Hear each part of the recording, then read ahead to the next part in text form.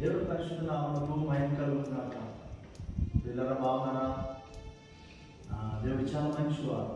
ఎంత మంచివారు అంటే ఆయన మంచితనం మనం వివరించడానికి మన జీవితమే సరిపోదు.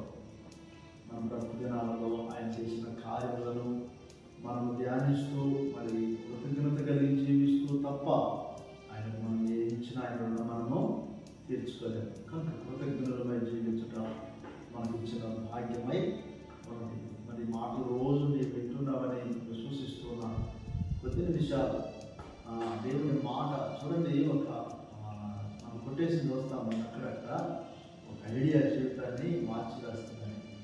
చూడండి, ఒక మాట మనిషిని ఎంతో కృంగదీస్తుంది, ఒక మాట మనిషిని ఎంతగానో బలపరుస్తుంది. దేవుడి మాట తప్పకుండా బలపరుస్తుందని విశ్వసిస్తూ ఉన్నాను. ఎందుకంటే అటువంటి అనేక సార్లు దేవుడి మాట నేను విని బలపరచబడ్డాను కనుక. చూడండి, 104వ అధ్యాయం కీర్తన గ్రంథంలో నుండి ఒక విషయాలు మీతో పంచుకోవాలని ఆశపడతా ఉన్నాను. 104వ అధ్యాయం కీర్తన గ్రంథంలో 33వ వచనంలో, నా జీవితకాలం అంతయు నేను యెహోవాకు కీర్తనలు పాడేదాను, నేనున్నంత కాలము నా దేవుని కీర్తించాను. 34వ వచనం కూడా, ఆయనను గూర్చిన నా ధ్యానము ఆయనకు ఇంపుగా ఉండునుగాక, నేను యెహోవా యందు సంతోషించేదను. నేనున్నంత కాలం అంటే కొంతమంది అంటారు బిడ్డలతో నేనున్నంత కాలం నీకు ఏం పర్లేదు. దాని తర్వాత కొంతమంది భార్యతో అంటారు నేనున్నంత కాలం నీకేంటి. మరి కొంతమంది భర్తతో అంటారు నేనున్నంత కాలం నీకేం కనపడదులే. ఏమంటే కొంతమంది అంటారు ఉద్యోగంలో నేనున్నంత కాలం విలువ తెలియదు.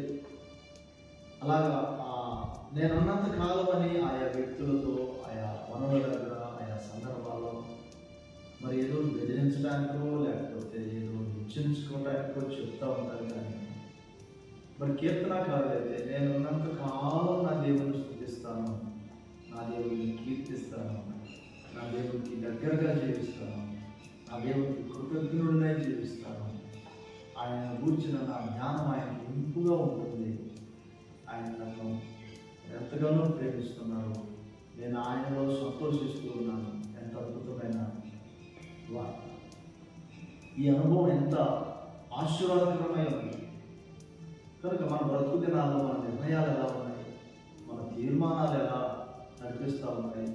మరి ఏదో కార్యం జరిగిన తర్వాత చూద్దామని, లేకపోతే దేవుడి కార్యం వరకు ఆ ఎదురు చూసి ఇంకా జరగలేదు, ఇంకా ఆయన లేడు అని పట్టించుకోడు అని అన్నా, లేకపోతే ఇంకా ఆయనను ఆయన విడిచిపెట్టేశాలే అని చెప్పి పూర్తిగా వైదొలిగిపోయిన పరిస్థితి.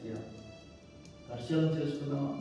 కీర్తనకారులు నేనున్నంత కాలం బలమైన నిర్ణయం, ఒక స్థిర విశ్వాసం, ఒక నిశ్చయతతో కూడిన మాట. ఆయన గురించిన నా ధ్యానం ఆయనకు ఇంపుగా ఉండదు కాక, నేను ఆయనలో సంతోషిస్తూ ఉన్నాను. ఎంత అద్భుతమైన సంగతి!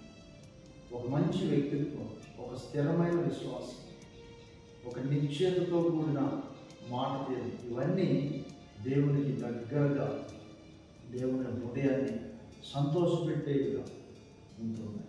దేవుడిని సంతోషపెడితే తప్పకుండా కార్యం జరుగుతుంది. దేవునికి నీ తీర్మానం అవసరం. దేవునికి నీ యొక్క నిర్ణయంలో నీ యొక్క స్థిరత్వం ఎంత అవసరమైనది. తప్పకుండా సహాయం చేస్తారు. దేవునిలో సంతోషించు.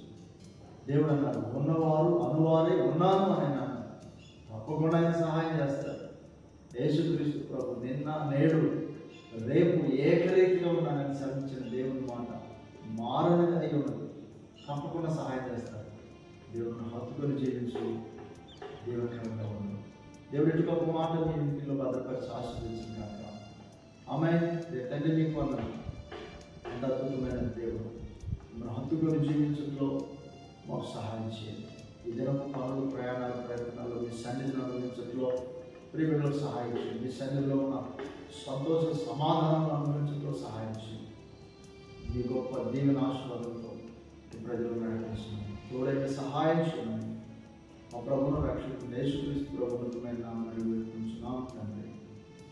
ఆమేన్. మా తండ్రి దేవుని ప్రేమ, మన రక్షకుడు యేసుక్రీస్తు ప్రభు శాశ్వత కృప పరిశుద్ధాత్మ సన్నిధి సహవాసం చిరు మనకందరికీ దేశంలో సకల పరిశుద్ధులకు సదాకాలం తోడే నడిపించుకుంటారు. ఆమెన్. God bless you.